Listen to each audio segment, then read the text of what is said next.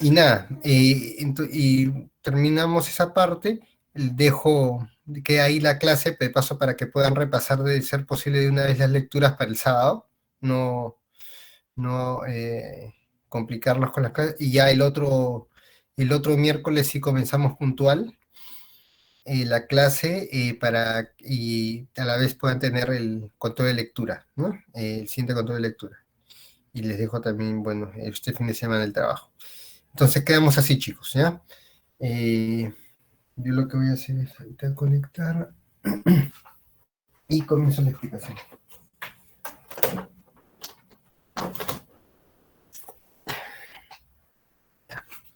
Entonces, bueno, a ver, voy a compartir pantalla.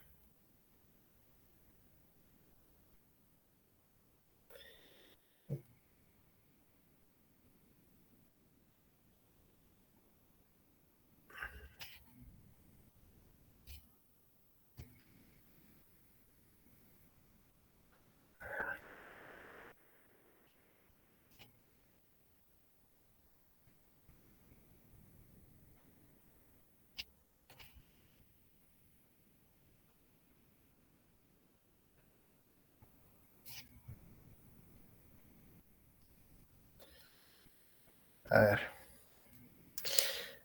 A ver. ¿Se visualiza? Sí, profe. Ya va acá. Entonces, bueno, la clase previa a la clase anterior habíamos visto lo que son peligros marítimos y pérdida total real, ¿no? Que básicamente era cuando el bien decíamos que pérdida total real era cuando el bien quedaba destruido, ¿no? Y no había ya la posibilidad de recuperarlo.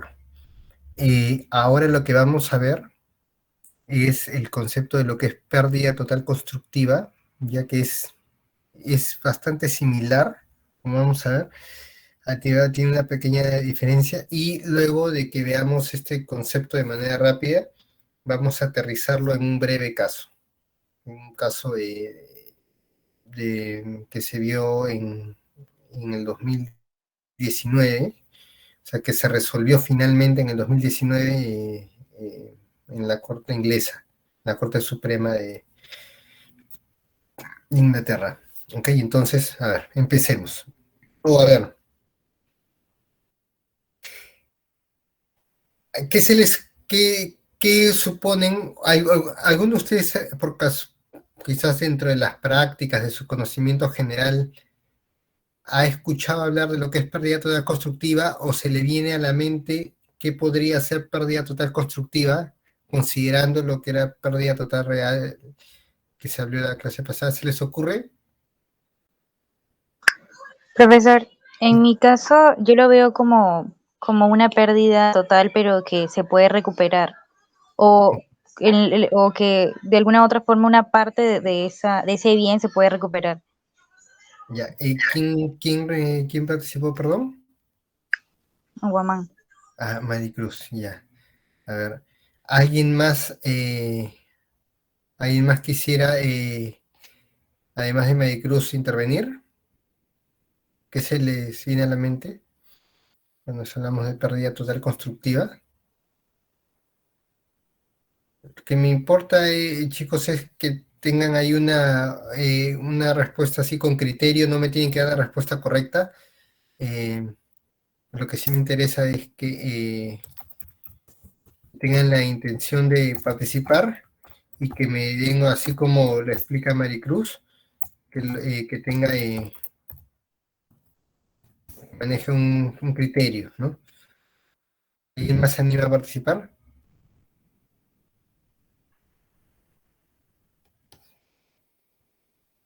Ok. Si nadie más se anima, entonces volvamos a la presentación. A ver, vuelvo acá a la presentación. A ver, no es tanto así como, es parecido, Maricruz, a lo que tú acabas de decir. Ya no es pero va por ahí. A ver, aquí podemos visualizar lo que es la definición, digamos, es un intermedio, la pérdida total constructiva en lo que es pérdida total y una pérdida total parcial, como se podría decir, ¿no? Es un supuesto donde el asegurado está facultado a reclamar el bien como pérdida total, ¿no? El bien que ha asegurado, a pesar que el bien no se haya destruido, ¿no? Entonces, en este caso digamos, tres grandes elementos que se configuran, que se presentan para que uno podamos estar o podamos solicitar a la empresa asegurada, a la empresa aseguradora, perdón, a nuestra empresa aseguradora, una pérdida total constructiva del bien, ¿no? Entonces, en primer lugar, tiene que ocurrir que el bien asegurado sea abandonado, ¿no?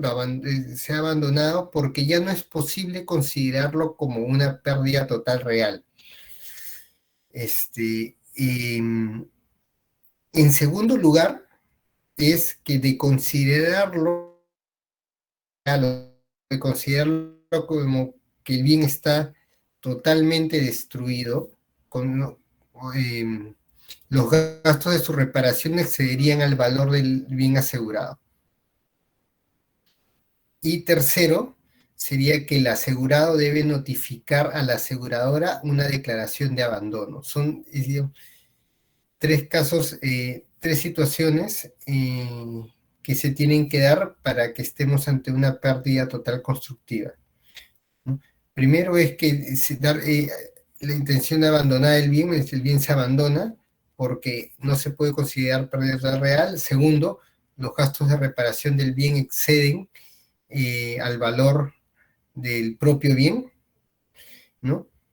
Y por eso es que se considera una pérdida, o sea, una pérdida total constructiva, ¿no? Porque los gastos excederían a la recuperación. Y tercero, que hay una declaración de abandono. ¿Hasta ahí se entendió?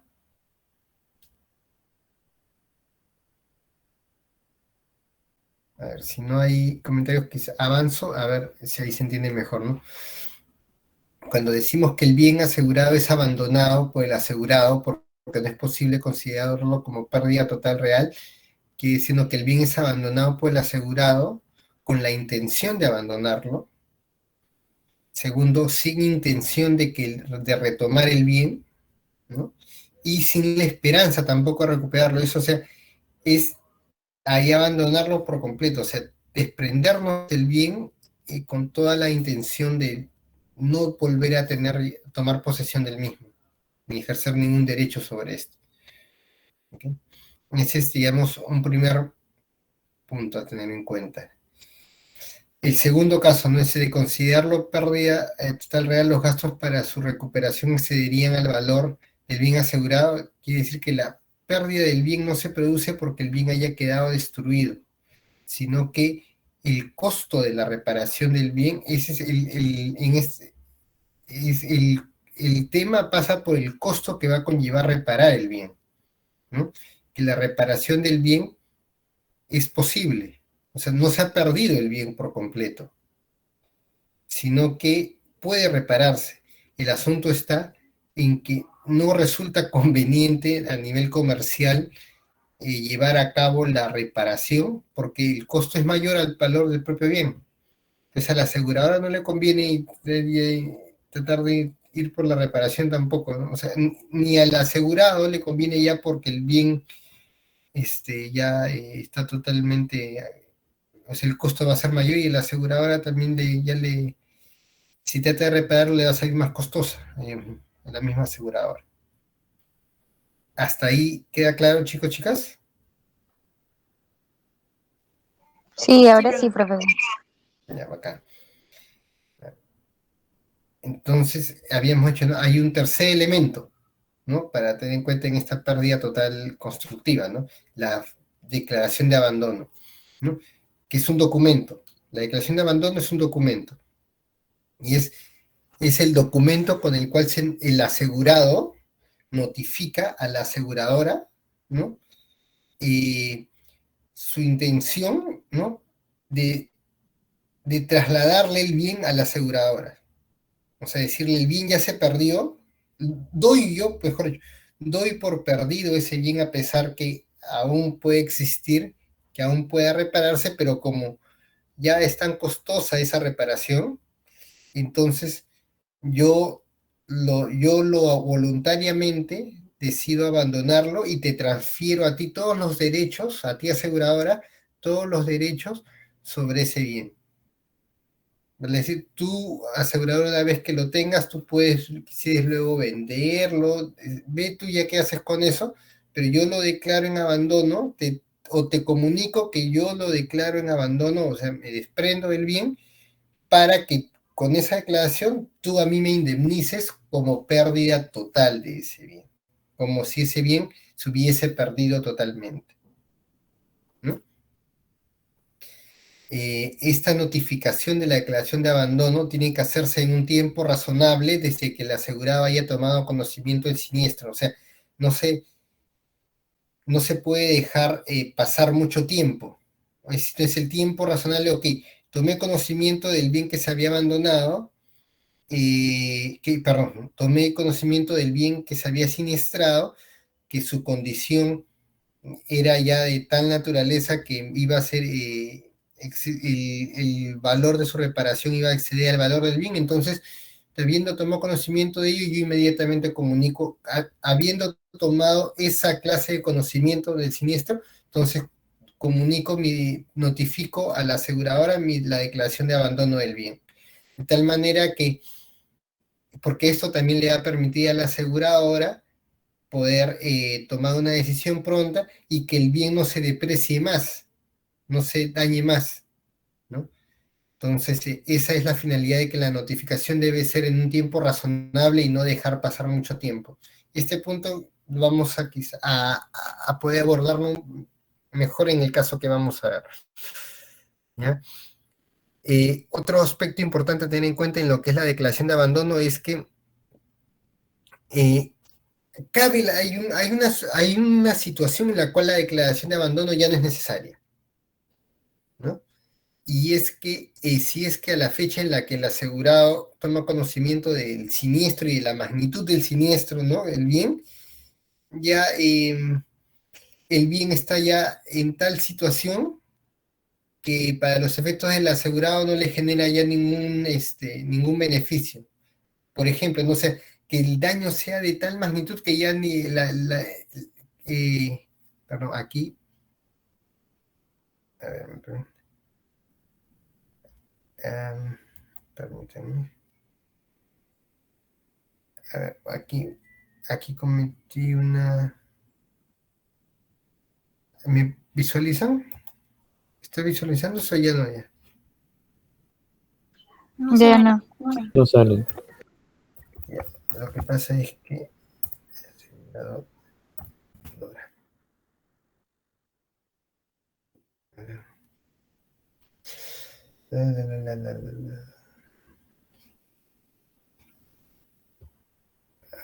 permítame.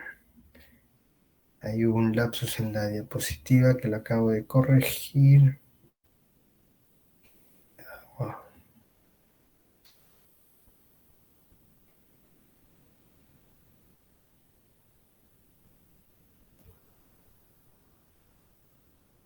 Ahí creo que lo pueden visualizar mejor.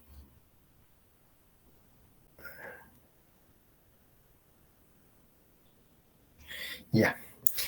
Les decía, la declaración de abandono no es necesaria si cuando el asegurado toma conocimiento del siniestro, ya está la magnitud del daño del bien que ya no les va a generar ningún beneficio a la aseguradora, ¿no? Entonces, por decirlo, está tan deteriorado que ya ni siquiera la aseguradora va a poder revenderlo, ¿no? Ni como chatarra ni como nada, ¿no? Entonces, en un escenario como tal, es factible que la aseguradora pueda, si desea, aceptar un bien o indemnizar un bien como pérdida total constructiva sin necesidad de que el asegurado le haya notificado una declaración de abandono, ¿no? Y es eso lo que decimos en el siguiente punto, cuando mencionamos que la aseguradora puede renunciar a su derecho a ser notificado con la declaración de abandono, ¿no? puede optar, es decir, puede optar voluntariamente por no exigirle al asegurado que le notifique esa declaración. Básicamente el punto 3 y 4 son, o sea, el 4 explica un poco más, ¿no? El punto 3, ¿no? Y finalmente, caray, ¿no? La aceptación de abandono, digamos, conlleva dos aspectos o dos situaciones puntuales, ¿no? Y que son importantes. Uno, ¿no? La aceptación de la declaración de abandono. O sea, una vez que el asegurado le notifica a la empresa aseguradora, la empresa aseguradora está en la potestad de aceptar o rechazar la declaración de abandono. Si rechaza la declaración de abandono, entonces no te va a indemnizar como pérdida total constructiva, sino que te lo va a indemnizar ya sea como pérdida total, si es que hay cobertura por pérdida total, o por algún otro supuesto que puede estar asegurada la póliza. Pero si te acepta, si te acepta esa declaración de abandono, entonces sí se generan dos situaciones, que son las que voy a explicar a continuación. La primera es que la aseguradora acepta indemnizar por cobertura de pérdida total constructiva, ¿no? Acepta indemnizar, punto número uno. Segunda situación que conlleva la aceptación de la declaración de abandono es que la aseguradora acepta este ofrecimiento, digamos, que le da la aseguradora de trasladarse todos sus derechos sobre el bien asegurado, que es bien siniestrado, ¿no? Esos son las dos situaciones que conllevan la aceptación de la aseguradora de esta declaración de abandono, ¿no?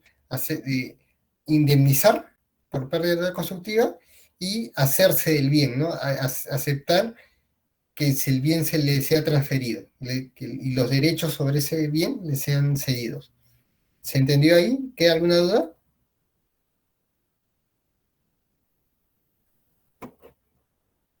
¿Queda alguna duda sobre esto, chicos, chicas?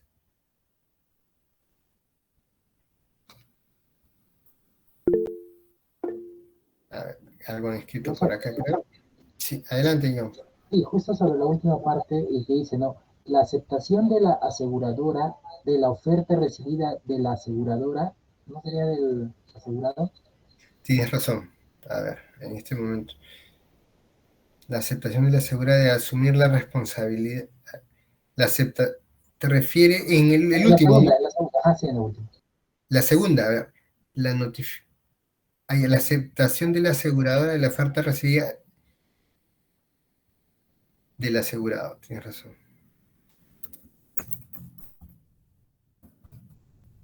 Perfecto, sí, gracias. Sesión a favor de la sesión a su favor de los intereses del asegurado sobre el bien asegurado, que es medio trabalenguas, pero la aceptación. Pues logran entender lo que estoy diciendo ahí en esa parte, la aceptación de la aseguradora de la oferta recibida del asegurado, la cesión a su favor de los intereses del asegurado sobre, a ver, para que no se mareen tanto con asegurados del bien, voy a dejar acá.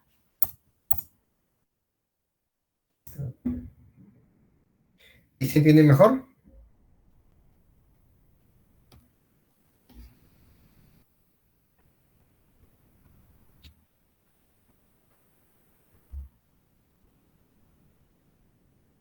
Profesor, una pregunta. Adelante. La indemnización al asegurado se da siempre y cuando eh, el asegurado le transfiere los bienes a la aseguradora No el bien, o no o sea, siempre y cuando la indemnización se da si la aseguradora acepta es la declaración de abandono. ¿Por qué? Porque la declaración de abandono va a significar estos dos puntos que están en la última parte de la diapositiva, ¿no? Un punto número uno que voy a indemnizar. Y punto número 2, que acepto que, el asegurado me traslade a mi empresa aseguradora todos sus derechos sobre el bien, de tal manera que yo asegurador, asumo la propiedad, asumo todos los derechos sobre ese bien. No sé si me dejo entender.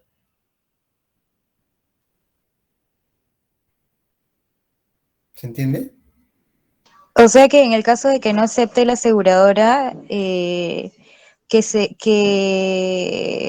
le transfiera o, claro, que se le transfiera los bienes, no habría indemnización. Claro, no O, habría indemnización por pérdida total constructiva. Ahorita estamos en el escenario de una indemnización por pérdida total constructiva. O sea, entonces, si de pronto la póliza que hemos contratado es solamente por pérdida total constructiva y nos rechazan digamos, el pedido de indemnización, nos rechazan la declaración de abandono, entonces no recibimos indemnización. Si es una póliza que tiene varias coberturas, entre ellas pérdida total constructiva, lo que puede ocurrir es si nos rechazan la declaración de abandono, tendríamos que buscar que la pérdida calce en alguna otra de las coberturas que podamos tener, como pérdida total real, eh, eh, pérdida total parcial, en fin, tendríamos que ver las otras coberturas. Ahora, lo que probablemente, si tengo varias coberturas y probablemente elija o busque irme por la pérdida total constructiva, es porque probablemente en el caso concreto, en el análisis de la situación, en ese escenario en el cual ha ocurrido el siniestro, tengo la posibilidad de recibir mayor indemnización si el bien se considera en pérdida total constructiva en lugar de otro tipo de coberturas que también me cubre mi póliza. No sé si me deja entender. ¿Me deja entender? profesor, ¿se recibe mayor indemnización en lo que es Es, pérdida total constructiva que en lo que es es pérdida total posible, real? es posible. No digo que así sea siempre, es posible. Cuando tú tienes tu póliza, usualmente la póliza te da cobertura por varias situaciones. Entonces, tú puedes a veces, si tu siniestro calza en más de una situación, tú podrías tratar de un poco irte por el siniestro, por la cobertura que te genere mayor indemnización, siempre y cuando cumplas con todos los requisitos para que por esa cobertura puedas recibir una indemnización. La aseguradora, porque tienes que tener en cuenta una cosa, la aseguradora siempre va a buscar o no indemnizarte o pagarte lo menos posible. Entonces, lo que tú tienes que asegurarte es, y para eso quizás incluso la aseguradora pueda tratar de forzar que, con ese fin, ¿no? De pagarte lo menos posible o no pagarte, puede forzar, tratar de forzar aplicar una cobertura como que el siniestro califica en una cobertura distinta. Entonces, digamos, tu interés es recibir lo que corresponde. Y si lo que corresponde es una pérdida total constructiva y eso te va a generar la indemnización justa, entonces tienes que irte y buscar y sustentar que esa es la razón, que esa es la cobertura que te corresponde y para ello debes haber también cumplido con todas las obligaciones que debías hacer para ello, ¿no? Que es, por ejemplo, ¿no? De notificar en un plazo razonable la declaración de abandono, ¿no? Con todas las formalidades que ahí deben plantearse, ¿no? En el documento. ¿Me dejo entender? Sí, sí, profesor. Ujú. Ese es el escenario. Sí, en seguros siempre vas a estar ante el escenario. La aseguradora no es Papá Noel. La aseguradora va a buscar que no pagarte o pagarte lo menos posible. De todas maneras. Entonces, tú lo que tienes ahí, por eso es importante que conozcas, que leas bien tu póliza, que entiendas cómo funcionan estos los conceptos, para que puedas saber por dónde reclamar, ¿no? ¿Alguna duda hasta esta parte?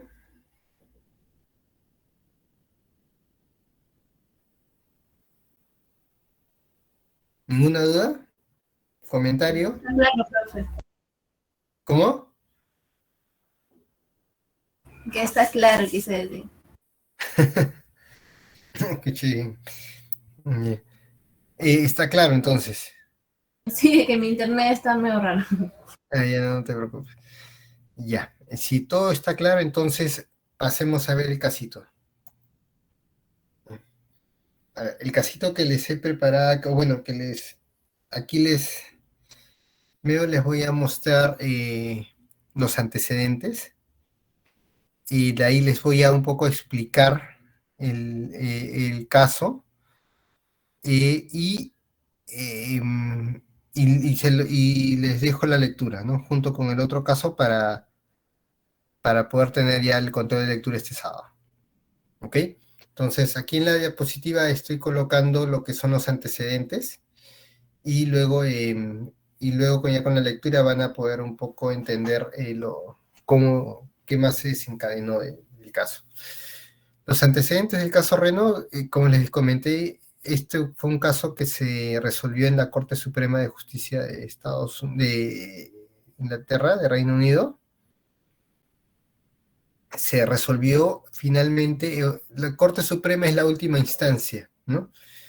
Se resolvió en última instancia en el 2019, ¿no? Pero los hechos se retrotraen a 2012, ¿no? En el 23 de agosto de 2012, mientras la nave estaba, digamos, en travesía frente al Mar Rojo, ¿no? Sufre un incendio en en su sala de máquinas, ¿no? El incendio provoca que el buque pierda potencia en motor principal y deba recibir salvamento, ¿no? Se tenga que hacer una operación de salvataje. Eh, la nave estaba asegurada bajo la póliza por la cual se le había asegurado, recogía un tipo de cláusulas, ¿no? Que a nivel marítimo son conocidas como las cláusulas del Instituto de Londres, ¿no? Para seguro de casco del 1983 y las cláusulas de valor agregado de 1983, son el tipo de cobertura que había cogido a través de una aseguradora noruega, ¿no? Norwegian Insurance, me parece. Quienes tenían la calidad de asegurados eran los armadores, ¿no? Los propietarios de la embarcación, ¿no? Si bien es cierto, el siniestro ocurre el 23 de agosto de 2012, pasan 5 meses, casi 6, ¿no? Casi 5 meses y un poco más, ¿no? Y el 1 de febrero de 2013, como les digo, casi 6 meses después, el asegurado, que son los armadores, ¿no? Emiten una declaración de abandono a la empresa aseguradora, ¿no? Para que se declare el siniestro como una pérdida total constructiva, ¿no? Y bueno, la aseguradora rechaza la declaración de abandono por extemporánea, ¿no? Porque considera que notificar una declaración de abandono casi 6 meses después del siniestro, pues no es razonable, ¿no? No tiene ningún... se ha emitido pues incumpliendo la condición que establecía la póliza, que debía ser emitida tan pronto se conozca el siniestro y la magnitud del mismo. Digamos, ese es el escenario desde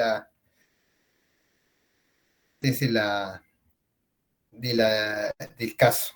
Entonces, ahorita, sin perjuicio de que les vaya a, a compartir esta diapositiva, les voy a compartir pantalla del texto del documento para que podamos eh, terminar de leerlo juntos.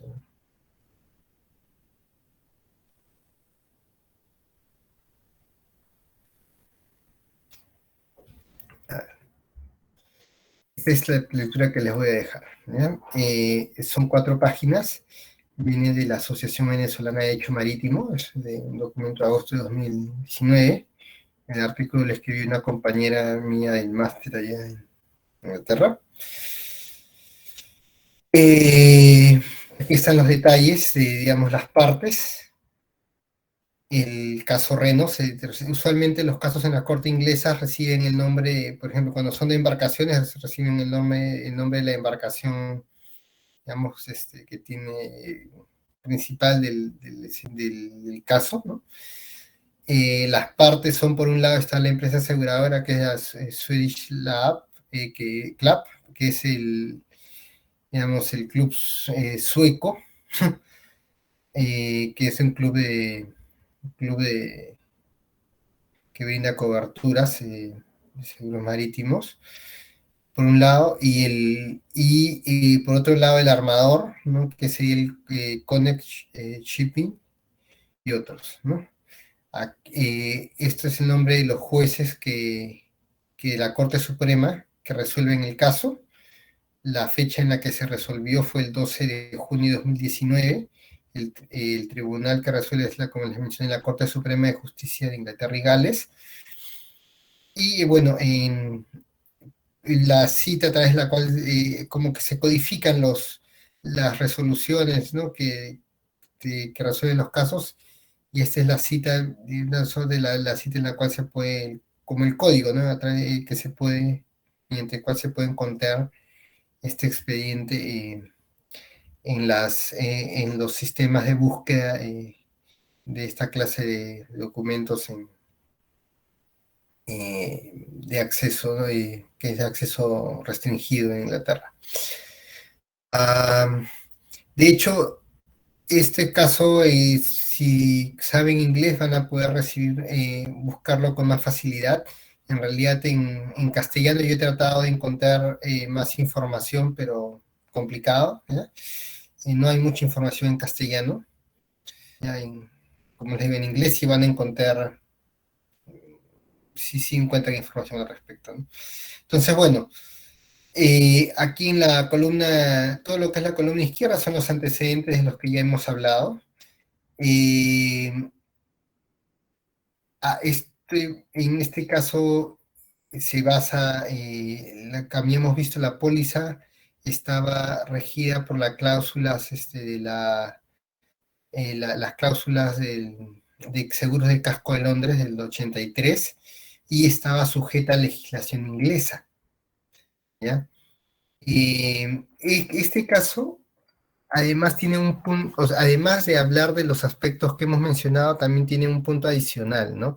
Que como también hemos mencionado, hubo un tema de salvamento, conllevó a que, pues, en efecto, se haga, al hacerse el salvamento de la embarcación, hay una figura, no sé si ustedes han estudiado estos temas, los convenios de salvamento marítimo en sus cursos anteriores.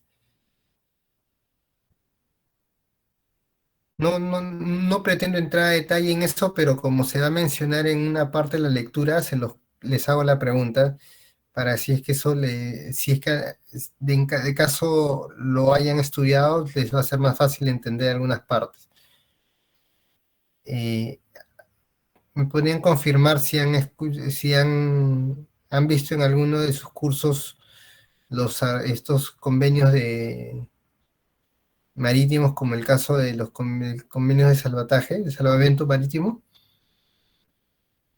¿Han escuchado hablar de la cláusula Scopic? No, profe, eso no hemos visto. Ya. Bueno, básicamente la cláusula Scopic, no les voy tampoco a enredar mucho con este tema. La cláusula Scopic hay varios convenios de salvamento, ¿ya? Este convenio de salvamento que tiene la cláusula Scopic, si mal no recuerdo, es del 99. Ya que son convenios internacionales al cual en este caso está sujeto, se ha adscrito Reino Unido. Y como Reino Unido es el país cuya legislación se aplica en este caso, entonces, y el convenio, el salvataje se dio en virtud también de la legislación inglesa, entonces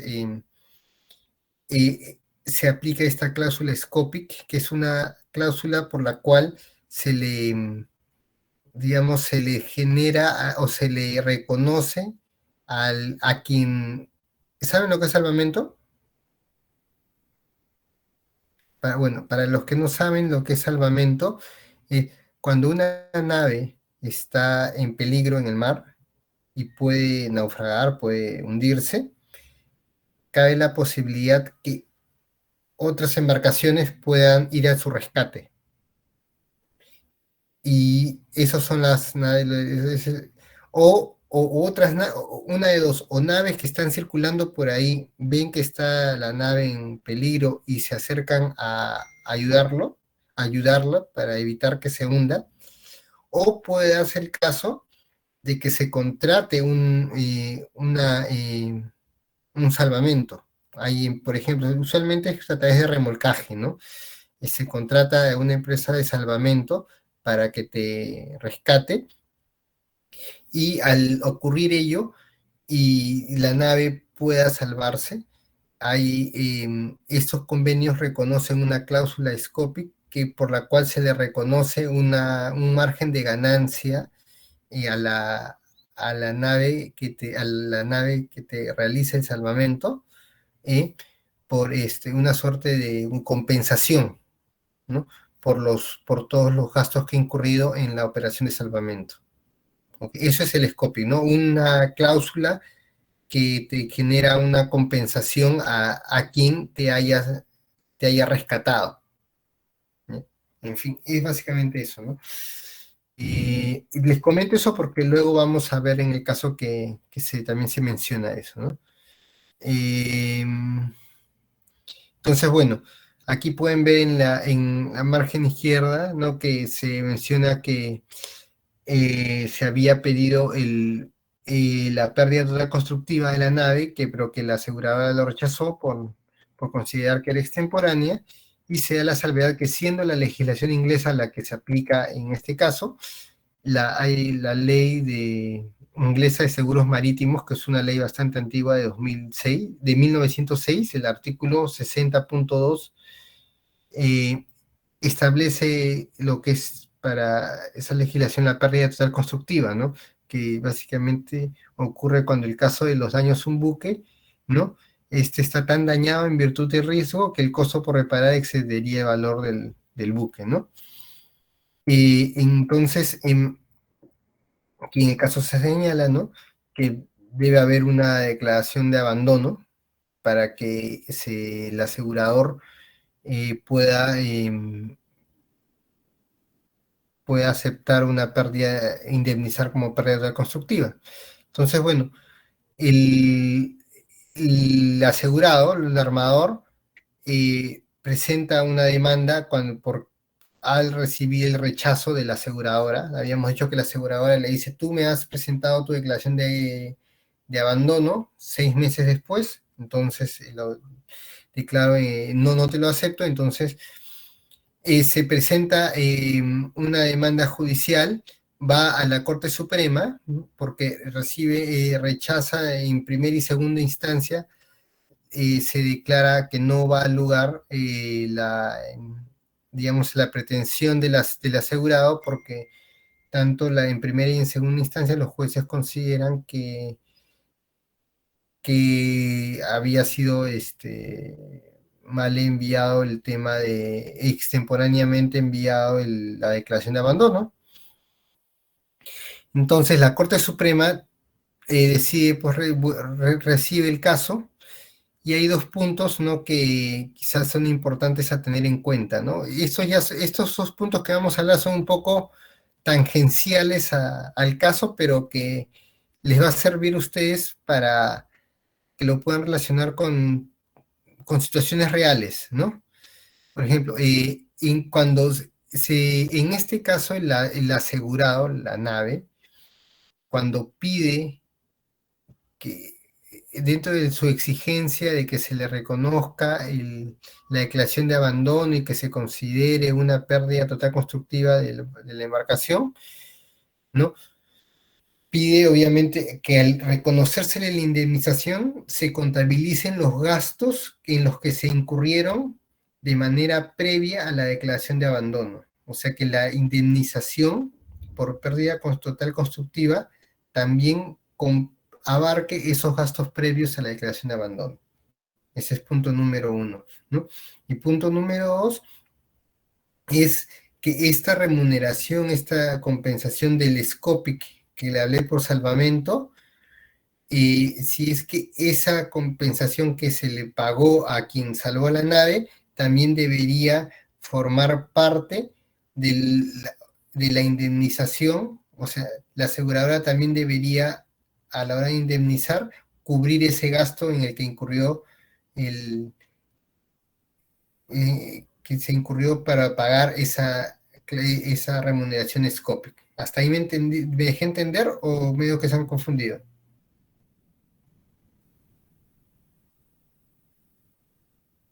¿Me siguen la línea? ¿Podría explicar esa parte, por favor, no? Sí. Ya. A ver.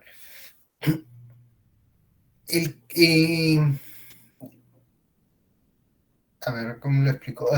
El caso, básicamente, era la nave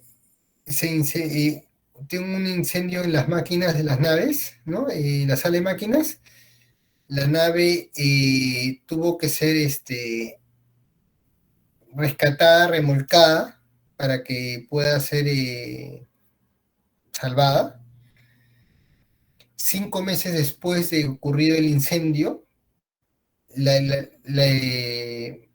asegurado, que es el propietario de la embarcación, notifica a la aseguradora una declaración de abandono para que se declare pérdida total constructiva. Ese es el escenario, ¿no? La nave se incendia, 5 meses después presento mi declaración de abandono por pérdida total constructiva.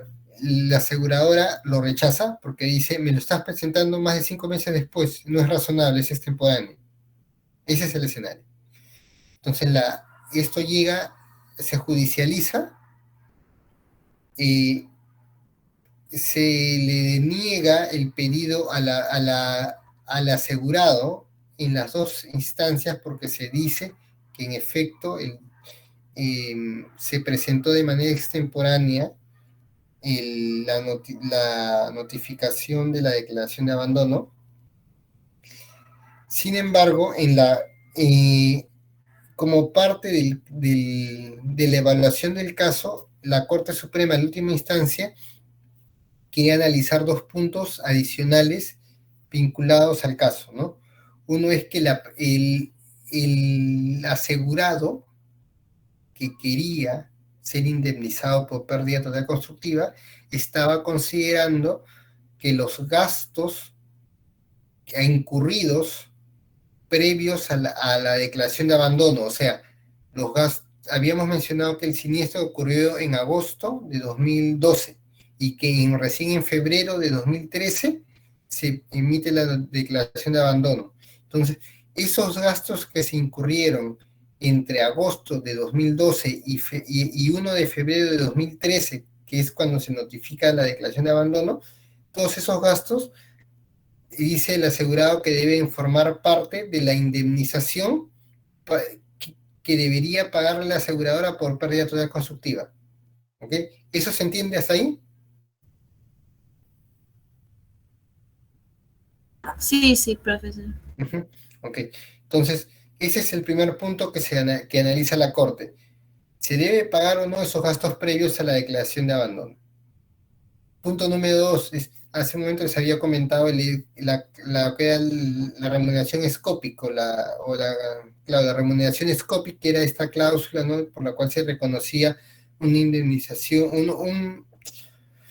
un pago, una remuneración al quien al quien te rescata, ¿no?, al que te da la operación de salvamento, ¿no? Entonces, lo que también decía en su pretensión, en su demanda, el asegurado contra la aseguradora decía, además de reconocerme estos gastos previos a la declaración de cumplimiento, como parte de la indemnización, también incluye dentro de la indemnización por pérdida total constructiva ese monto del SCOPI que yo he tenido que pagarle a la empresa que me hizo la operación de salvataje.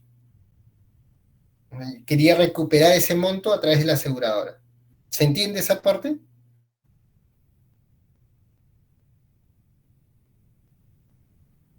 Porfa, confírmenme si se entiende.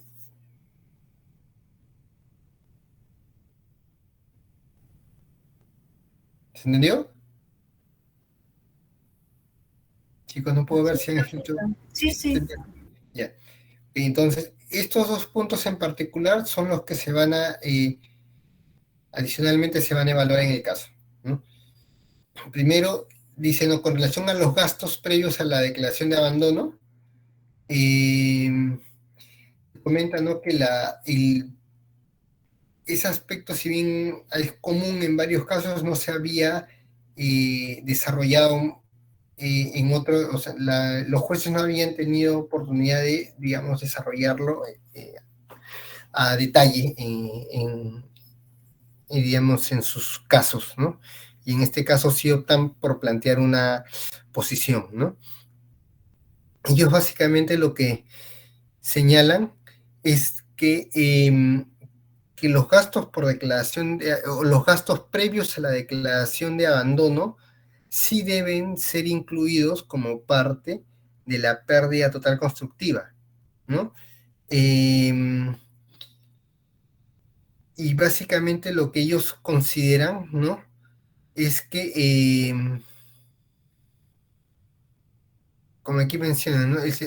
Podemos ver en el párrafo último de la columna izquierda, diciendo, la Corte Suprema sostuvo que teniendo en cuenta el carácter objetivo de la investigación del buque, si es que puede ser considerado como pérdida total constructiva, ¿no?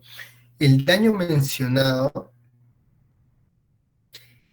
al que se refiere el artículo que regula en la ley inglesa la pérdida total constructiva, ¿no? Se hace referencia o sea, a la cobertura a la que se hace referencia, cómo lo regula la ley inglesa, en el caso de pérdida total constructiva, se refiere a todo daño que surge del incidente, o sea, del siniestro, desde el momento en que ocurre.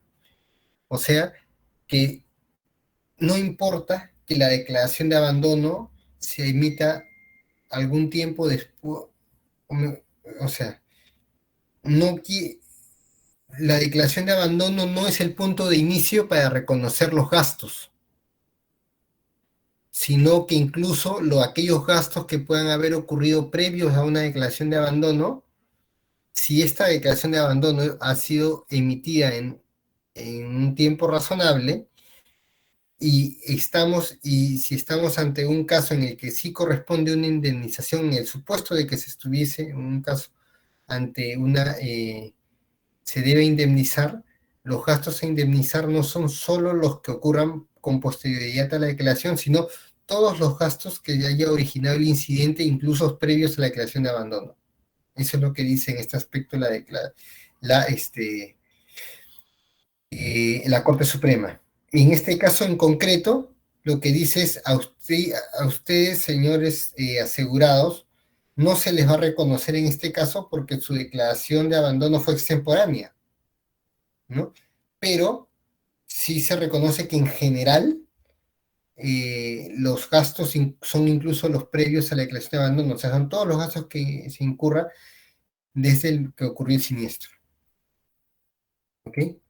Ahí se entendió ese punto. ¿Se entendió? Chicos, chicas. Profesor, una consulta. ¿Y cuál es el tiempo prudente para presentar esa declaración de abandono? No hay un plazo específico, o sea, si la pregunta va a si hay, qué sé yo, cuántos días deben ser, cada caso concreto te lo va a decir. El tema es, mejor dicho, es tan pronto sepas de que el bien ha sido siniestrado y de que su condición es tal que calza en una pérdida total constructiva, o sea que su costo de reparación va a ser mayor al valor del propio bien. En el momento que tengas conocimiento de ello, inmediatamente tienes que, y si quieres estar cubierto bajo